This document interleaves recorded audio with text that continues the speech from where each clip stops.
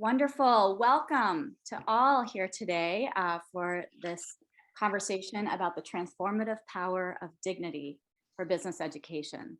I'm Erica Steckler. I'm an assistant professor at the Manning School of Business at UMass Lowell. I'm also the co-director of the Donna Hicks Center for Business Ethics and Social Responsibility there. And I'm speaking today as moderator on behalf of the Prime Humanistic Management Working Group. And we're joined today by a number of distinguished guests and experts who will be sharing their insights about their experiences with dignity and business. With that, I'd like to start almost immediately with our first speaker. I'd like to introduce, and I'm honored to introduce, Dr. Donna Hicks. She's an associate at the Weatherhead Center for International Affairs at Harvard University. She has facilitated dialogues in numerous unofficial diplomatic efforts in the Middle East, Sri Lanka, Cambodia, Colombia, Cuba, Libya, and Syria. She was a consultant on the BBC Northern Ireland television series, Facing the Truth, with Archbishop Desmond Tutu. She's taught conflict resolution at Harvard, Clark, and Columbia universities, and consults and conducts professional seminars in the US and abroad on dignity leadership training and on the role of dignity in resolving conflict. Her books, Dignity, Its Essential Role in Resolving Conflict, and Leading with Dignity, How to Create a Culture That Brings Out the Best in People, explore the transformative power of dignity in relationships and organizing. Donna, thank you for joining us. Thank you for your influential work. What do we need to know about dignity? Why is it so important? Oh, thank you so much, Erica. And it's wonderful to be here with this distinguished panel. Let me just get right into it because I know we don't have a lot of time. I've been working with this concept of dignity for about 2 decades now. And the bottom line is this: I figured out that it was a missing link in my understanding of conflict, why people have a hard time in relationships. And at the end of the day, if you dig deep enough to look for the causes of these breakdowns in relationships, it has to do with people feeling like their dignity has been assaulted, their dignity has not been honored. So the short story here is that, you know, when I wrote those 2 books, Erica, the idea of dignity became public. And I think my major contribution here, especially to dignity education, is that it gave people a way of talking about a source of human suffering that we can do something about. It's a neglected source of human suffering. And thank goodness we have this capacity now because we've developed a language to talk about it. We've operationalized dignity, many of us here in this panel, and it has really contributed, this language has contributed to helping people understand why they feel so bad when they had a bad interaction with somebody. And the other important aspect, other than the fact that it gave people a language, a way to talk about it, is that it promotes a healing process for people. It helps them realize that, you know, there's nothing wrong with them. All of us are born with dignity. There's nothing wrong with them when someone violates their dignity. The problem is something wrong happened to them. So this understanding of dignity, the fact that we all have it, we can have it assaulted, it hurts, it needs healing, just like a physical injury. This is really good news to people. And my students, the dignity education that I engage with my students, something sort of magical happens when they learn about dignity. And because the fact is, the ignorance surrounding this issue of dignity, even though every single human being has a gut feeling about what it is, a way of talking about it, people do not know. And sometimes when I work with students and work with people, they say, oh, I never even gave dignity a thought. So what we all have done and what we've all contributed here, I think, to the betterment of the world is giving people a way to use this language of dignity, to heal their wounds that have been going on forever, to transform this notion of this epidemic, actually, of self-doubt that so many people are suffering from because they've had these dignity violations that have never really been attended to. So the beautiful thing is that the ignorance is being slowly reduced, because so many of us right here on this panel have taught courses in dignity and well-being. We're introducing it to our students. I know Michael and Bob and Erica, Cynthia's doing it in a different way. You'll hear it not so much for business students, but she's got students all over the world. She's doing amazing things. Anyway, I'm going to let her talk about her own thing. But the point is that we have reduced the ignorance about this fundamental aspect of our shared humanity. And that is that all of us want to be treated as if we matter. And when we don't get treated that way, we suffer. And again, giving people a way to talk about this, giving people some knowledge about how to treat people, what it looks like to honor people's dignity. This is also exciting. And, you know, I learned about this, this dignity idea from watching the most brutal international conflicts and realizing that this human dimension absolutely has to be addressed. And I mean, thank the powers that be that we are all aware of this now, the importance of dignity.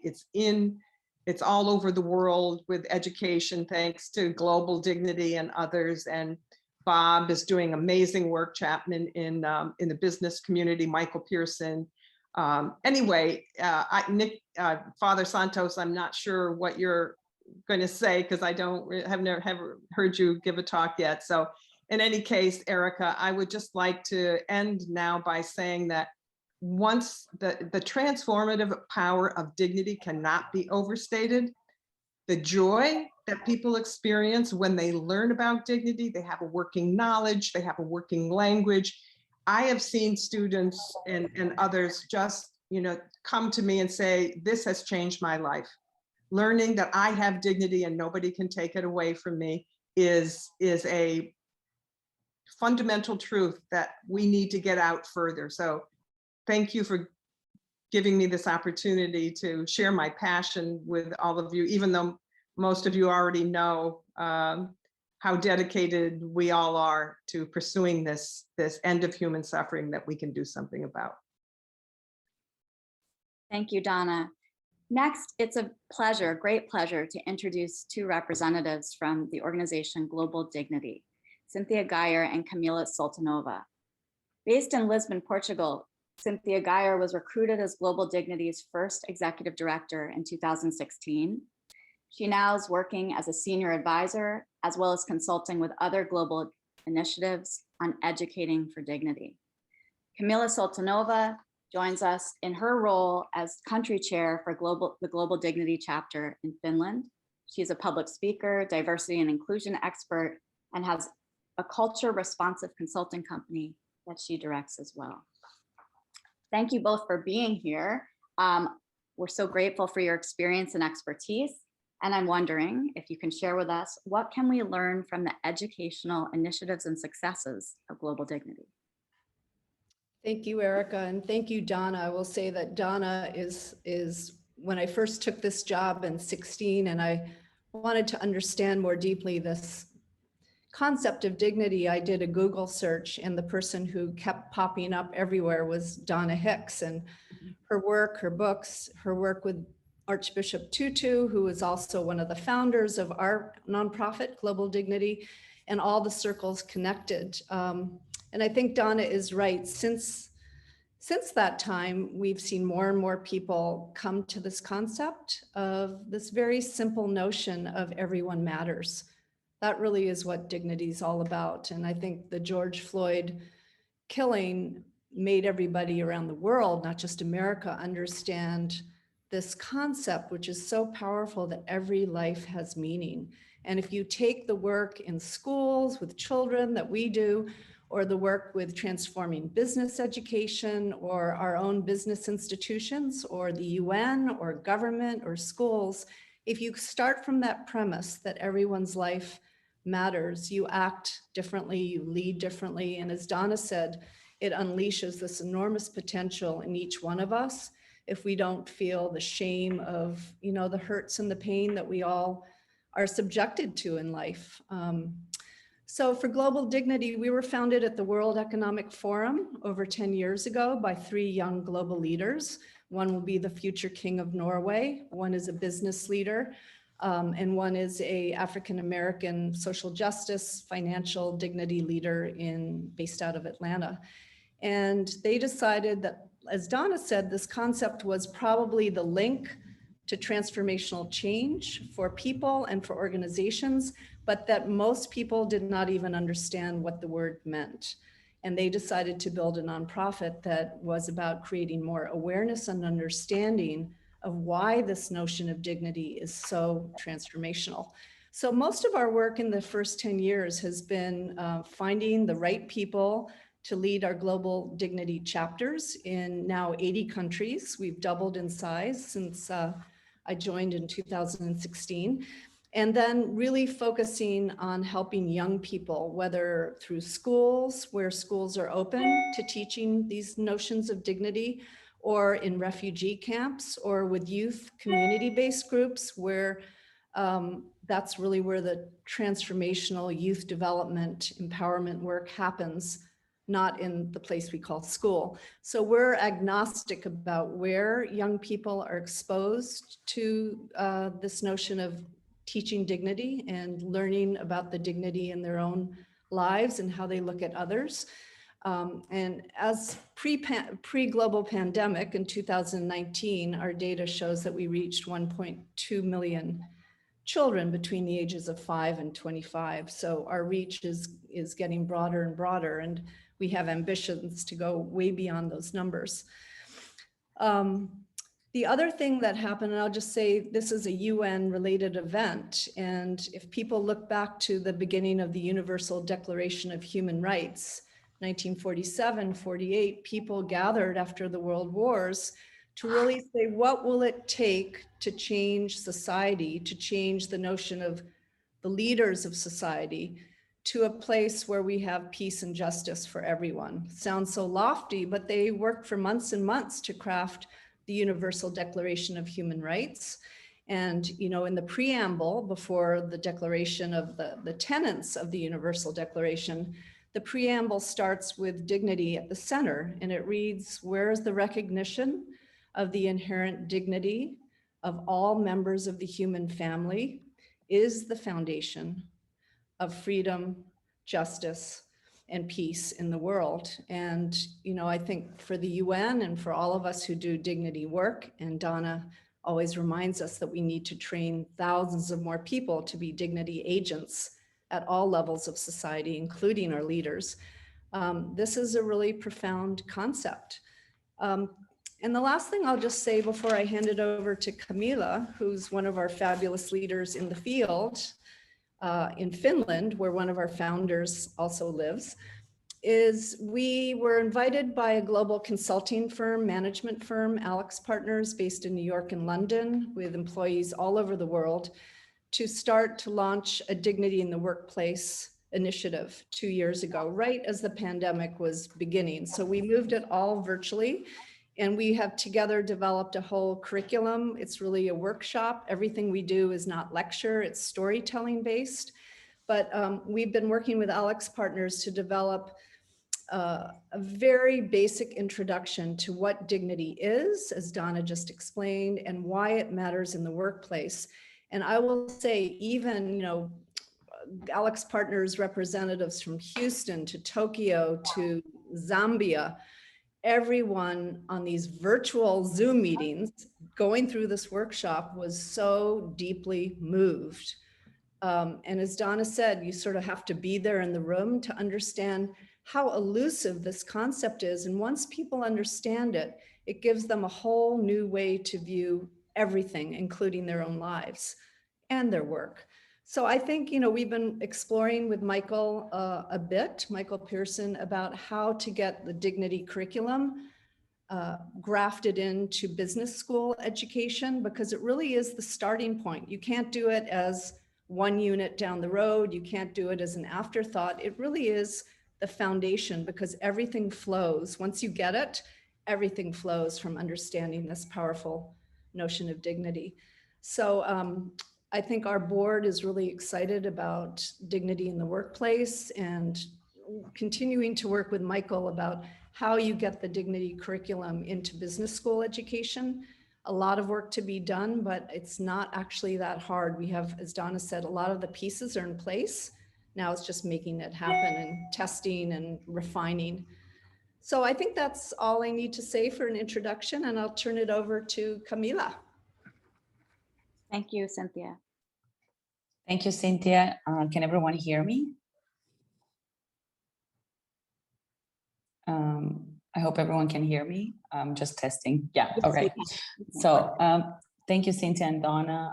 It's a pleasure to be here on this board and you know, on this panel and discuss this with you.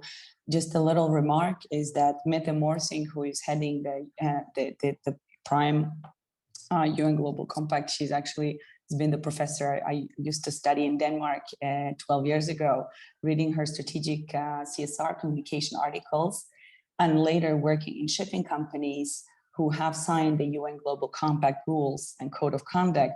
It was quite ironic how not every company does live up to the standards of the, you know, all the purpose and the behavior and all the workplace culture that they want to adhere to. So with Donna's work, which operationalizes dignity in likes of psychological safety, in likes of belonging, also with Brene Brown talking about it, it's really great for me to also use dignity as the bedrock for all the things that I do with diversity, equity, inclusion, making it tangible, personal, and actually valuable.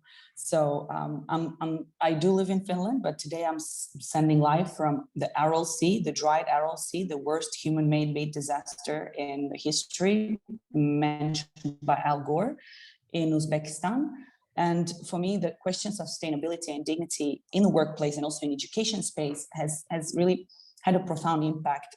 And dignity work has changed my life, the way I value and treasure my work.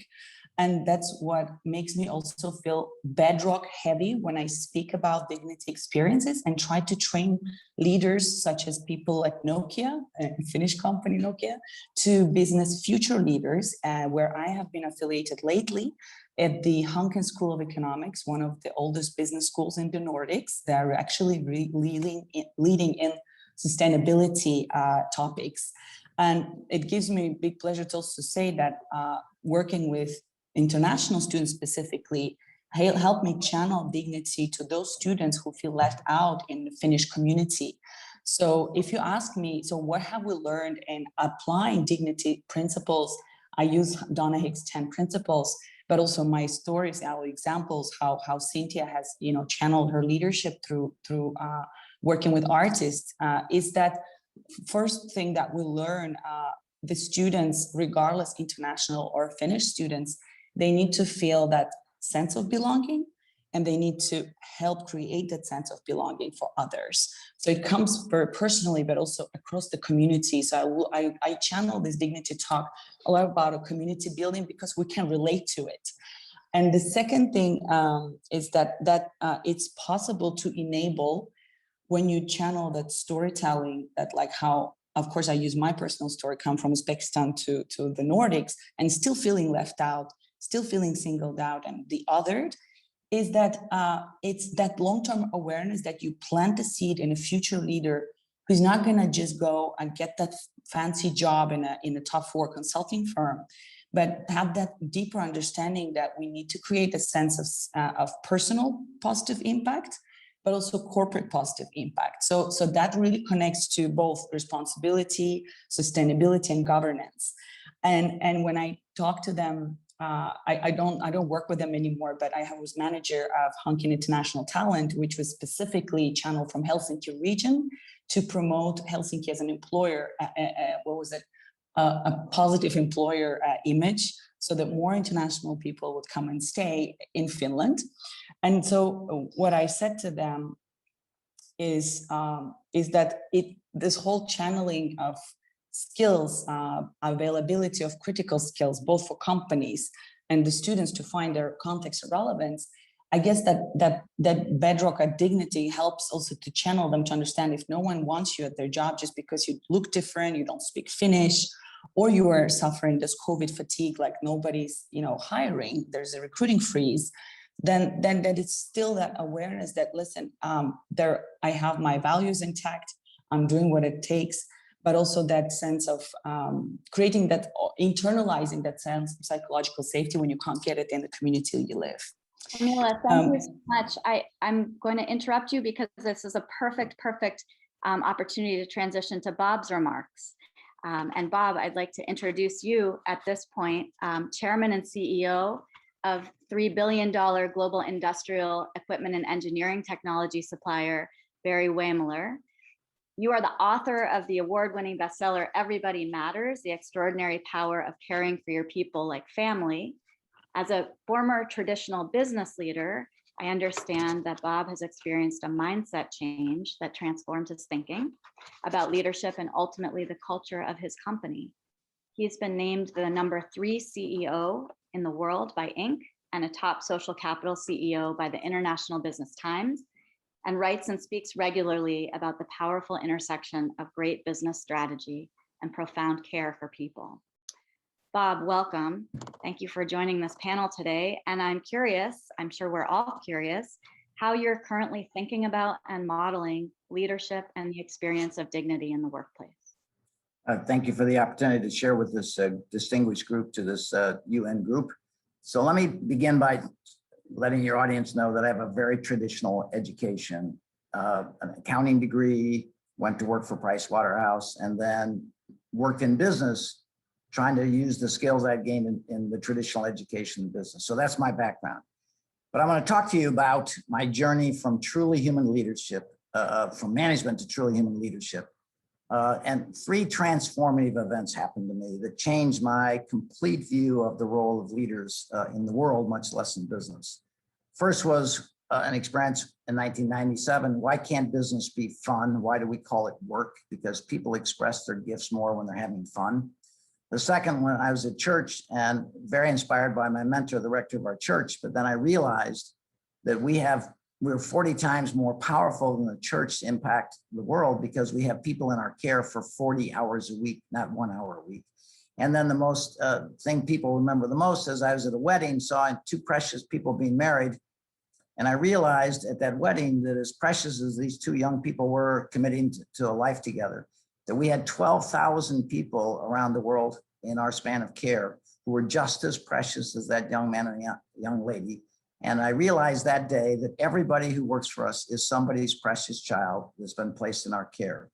So again, I had a traditional education in management, and I thought, since I took management classes, got a management degree, and got a job in management, my job was to manage people.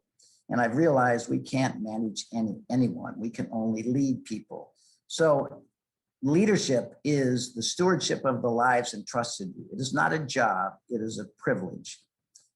I was made aware recently when I had a chance to speak to university presidents, the purpose of education was to create an informed citizenry so we could have a democracy.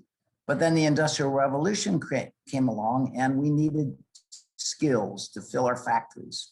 We thought this Industrial Revolution, which created economic prosperity, would raise our civilization, give reasonable incomes, housing, families. But unfortunately, it was an economic revolution, not a human revolution, okay? Why? Because where are we today? Before the pandemic, we had one of the strongest economies in the world. We had one of the lowest unemployments in 50 years, yet we had one of the highest levels of depression and anxiety we have ever experienced in our families, in our communities, and we had a very high degree of frustration, okay? Why? These statistics are not debated. 88% of all people feel they work for an organization that does not care about them. We have a 20% increase in heart attacks on Monday mornings when people go to work. 65% of the people in this country would give up a salary increase if they could fire their boss, okay?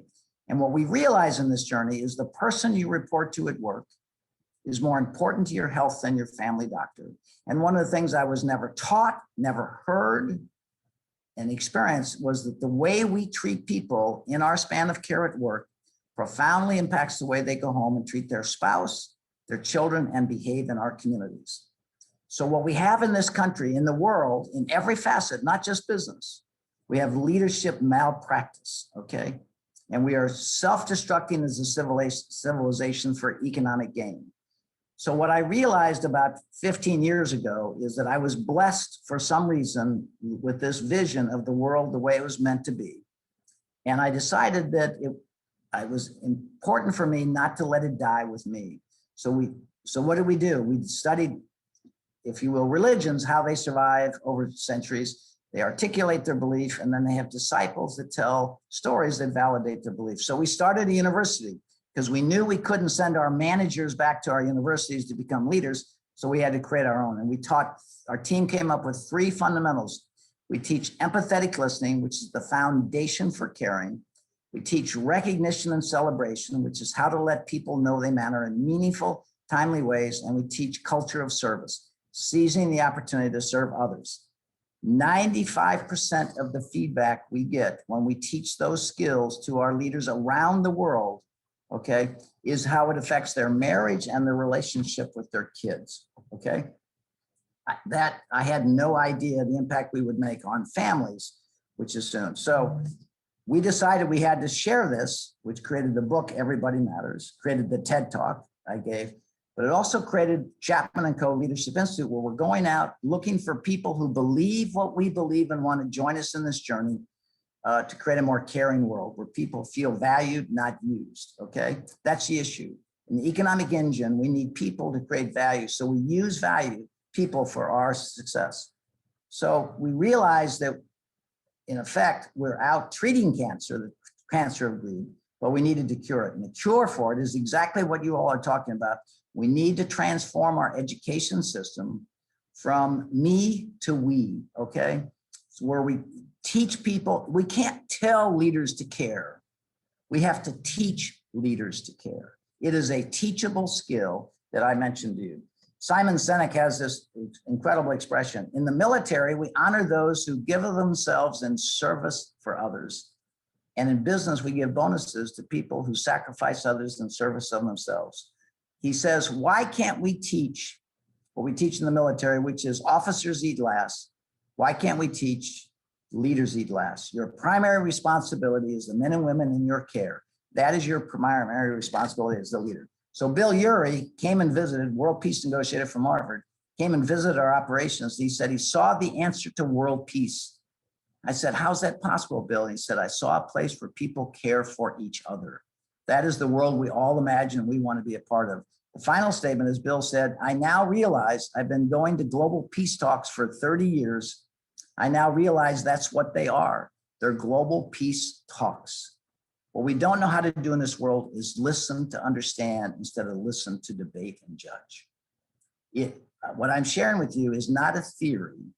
I'm sharing with you the journey we've been on that's been validated by people like Bill Urey and Simon Sinek, who said, I've never seen anything like it, where people genuinely care for each other. Thank you. Thank you, Bob. Last and certainly not least, a very warm welcome to Father Nikki Santos. Father Santos is the professor of marketing at Creighton University in Nebraska. He's the immediate past president of the Colleagues of Jesuit Business Education, which is the Jesuit Business School Task Force for Reimagining Business Education. His research interests are in corporate social responsibility, Catholic social teaching, marketing, ethics, and business and society. Thank you for enriching our conversation today. And I'm curious what insights from your efforts to transform business education can you share with us? What are you seeing? What are you seeing as the most opportunities? Thanks, Erica. So let me, in terms of slight context to this initiative that we are having at the Jesuit Business School Network. So really the issue of human dignity is central to the Catholic social tradition and is one of the 4 pillars of Catholic social teaching, the other 3 being subsidiarity, solidarity, and the common good. So the Catholic tradition, I know this is also true for the Christian tradition in general, but also in other religions, that we affirm that human life is sacred and human beings, by virtue of being created in God's image, have a certain inviolable dignity that is not acquired by one's efforts, but rather is a given. So in other words, all human persons, regardless of race, creed, color, possess an inherent dignity of being in the likeness of God, and therefore righteously to be accorded full respect. So I want to, quote Pope Francis in two of his documents. One in his 2013 Apostolic Exhortation Evangelii Gaudium, he exhorts us to say no to an economy of exclusion and inequality. He notes, how can it be that it is not a news item when an elderly homeless person dies of exposure, but it is news when the stock market loses 2 points? And he further notes, human beings are themselves considered consumer goods to be used and then discarded. More recently, in his 2020 papal encyclical Fratelli Tutti, he notes that in today's world, many forms of injustice persist, fed by anthropological visions and by a profit-based economic model that does not hesitate to exploit, discard, and even kill human beings. While one part of humanity lives in opulence, another part sees its own dignity denied, scorned, and trampled upon, and its fundamental rights discarded or violated. What does this tell us about the equality of rights grounded in innate human dignity? So really the major theme of Fratelli Tutti is the affirmation of the principle of human dignity as embodied in universal fraternity and social friendship. Pope Francis makes the story of the Good Samaritan the pivotal piece of his encyclical. He writes, for all the progress that we have made, we are still illiterate when it comes to accompanying, caring for, and supporting the most frail and vulnerable members of our developed societies. We have become accustomed to looking the other way, passing by, ignoring situations until they affect us directly. He further says, the parable shows us how a community can be rebuilt by men and women who identify with the vulnerability of others, who reject the creation of a society of exclusion and act instead as neighbors, lifting up and rehabilitating the fallen for the sake of the common good. And so again, it aligns with what Bob and what Cynthia were talking about in terms of this care and concern for everybody. So really in alignment with this kind of thinking of Pope Francis and leaders like Bob, the International Association of Jesuit Universities established a working group in early 2019 that was led by Dr. Donna Hicks, who's the Dean of the Business School at Fordham, and Father Michael Garanzini, who's the Secretary for Education for the Jesuits.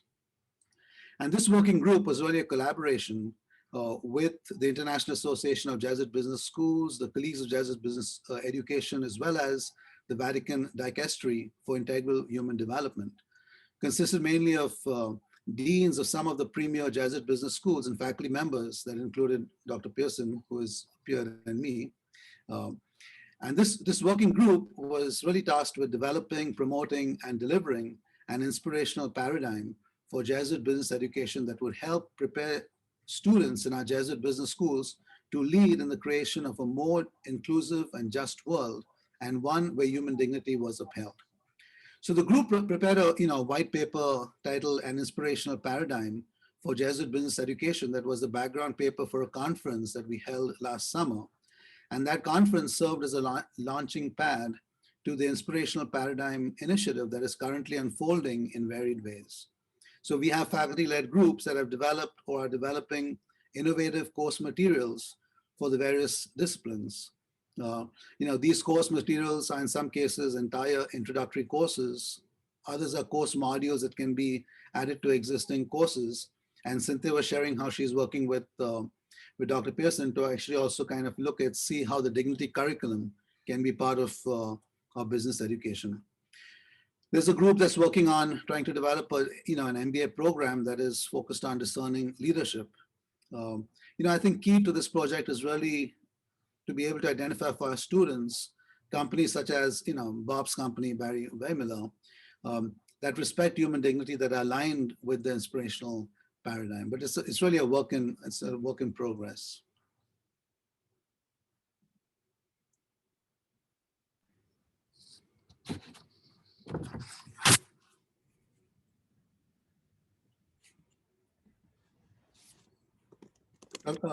Dr. Pearson, would you like to add anything to that? No, I just think that showcases the transformative power of a baseline concept in so many ways. And And it does really challenge the traditional positioning of business education in a fundamental way, not just at the core. It's not a saddlebag issue on top of what we're doing. It's actually challenging the foundations of how we're thinking about what business education is for, what education is for. And so that is something that we also offer to all the colleagues in the UN Prime Network, just to collaborate and think about, because that has been going on for many, many years as well. Thank you. Thanks everyone for your remarks. You're all doing such important work in this dignity space as a leverage point for transformative change. The question I'd like to pose for anyone to weigh in on is, how can any of the insights you've shared contribute to advancing the global sustainability agenda, and particularly through the platform of business education?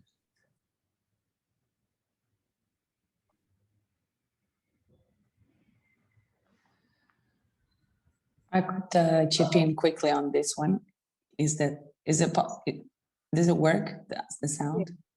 Yeah. Okay. So looking at the at all the universities and business schools that are shaping future leaders, and what I want to bring in Nikki Santos saying about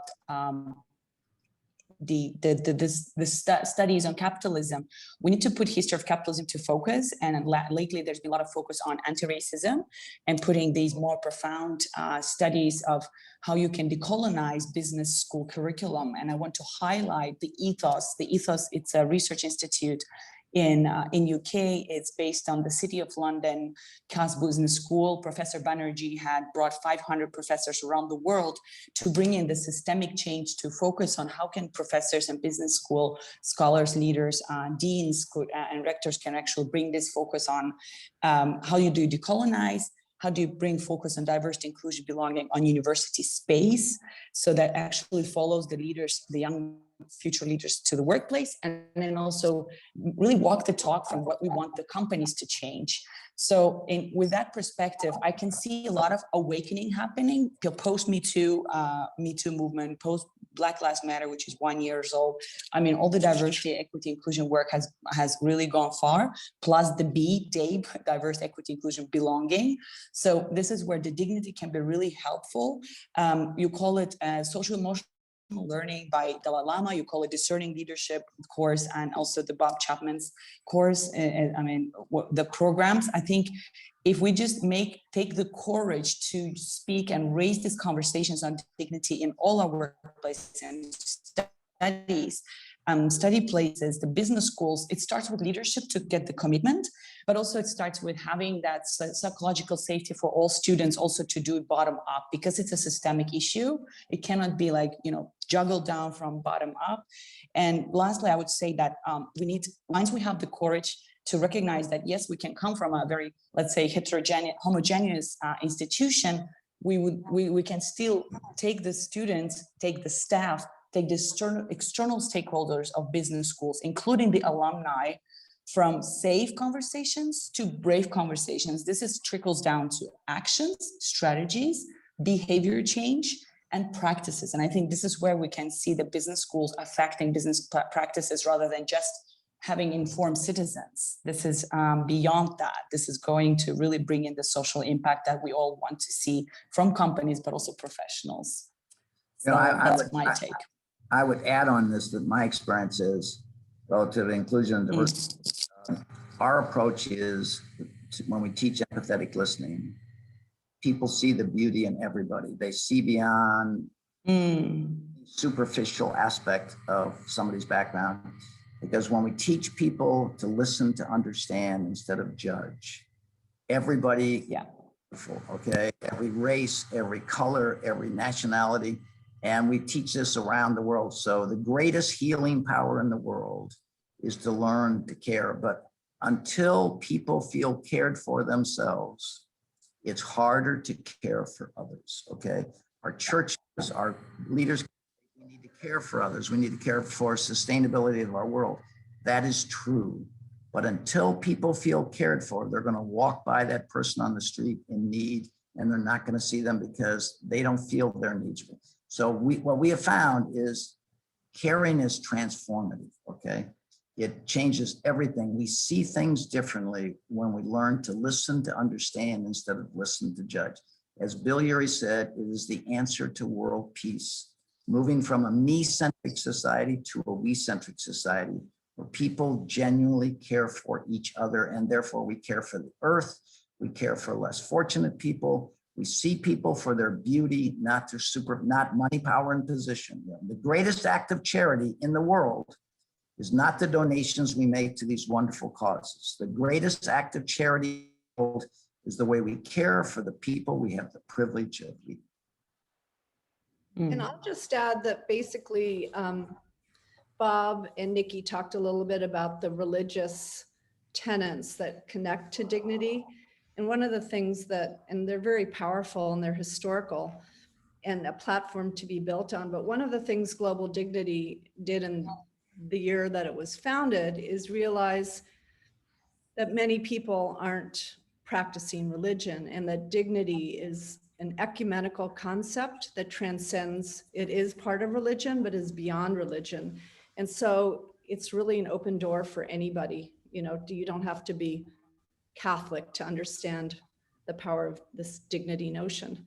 And I'll say that to be self-critical in our own organization, we need to do more work about making the dots connect that Bob just talked about. When you become a dignity conscious person, understand your relationship with human beings in this light, it's easier to understand a reverence and respect for nature and the earth and natural world, but we don't make that connection enough. I know that when Michael and Donna and I were on a panel in Boston a couple of years ago at this big management forum, we got that question, which is, okay, I get the human side, but what about climate change? And I think there's a way that we can make a more direct connection about how they are so connected.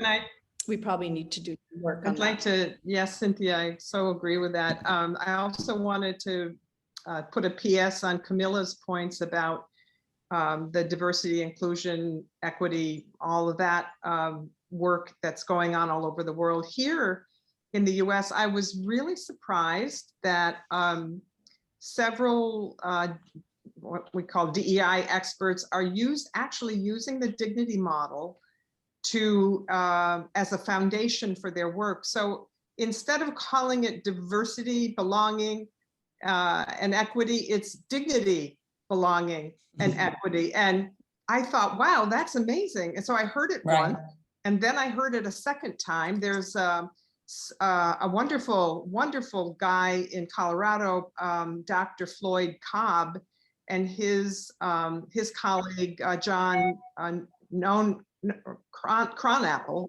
I have a hard time with that name. They have written a book. And so maybe if people want to look into this further, their book is called Dignity and Belonging. And so that's Dr. Frank Cobb, and he is part of the education system out in Colorado. He's doing, he's their director of education. So this is, you know, Camilla, this is, I don't know if you've heard of his work, Camilla, but Dr. Not Floyd yet, no. Cobb, but he is. I took it down. Yeah, he's wonderful. And there's several others here in the United States also who have decided to switch instead of diversity, but dignity, because it includes everybody. You know, they wanted to include everybody in this. And what they found, which I you know, think is wonderful, is that when you focus on dignity, it takes the shame out of the whole process of learning about DEI work. And they said because anybody can relate to a dignity violation and a dignity honoring. And so it's just wonderful. His book is great. And I would encourage any of you who are interested to take a look. Thank you. Again, just validating what Donna just said, as we focus on caring for the people we have the privilege of, I use the word caring, it validates the dignity of everybody. Our goal is to send everybody home tonight knowing that who they are and what they do matters. And I was never taught, remember, I was never taught in business school that the way I would lead my company would impact people's marriages. Exactly. And remember what Tom Friedman said in the New York Times recently, we have a poverty of dignity in this world, not a poverty of money. We have a poverty of dignity. And when you have a poverty of dignity, you'll see frustration, humiliation, and anger like you've never seen before, which is what we are seeing. And he said, what we need is deep listening. Until we learn to understand each other, never validate the dignity of others. Okay. Thank you all. I'm getting the signal that this is about a good time to end. And I thank you all for doing this and engaging in this conversation. What we're trying to focus on is how can this be influencing business education so that we're not moving away from that deep listening, from all of the practices that actually oftentimes are in the way of honoring our own dignity, the dignity of others, the dignity of the environment. And get us to a world that where we can all flourish. So I again want to thank you. I invite all the audience to think about how this can be part of a curriculum. And with that, I want to just end and thank you all one more time. Thank you. Thank you very much. Let's lead with dignity. Take care.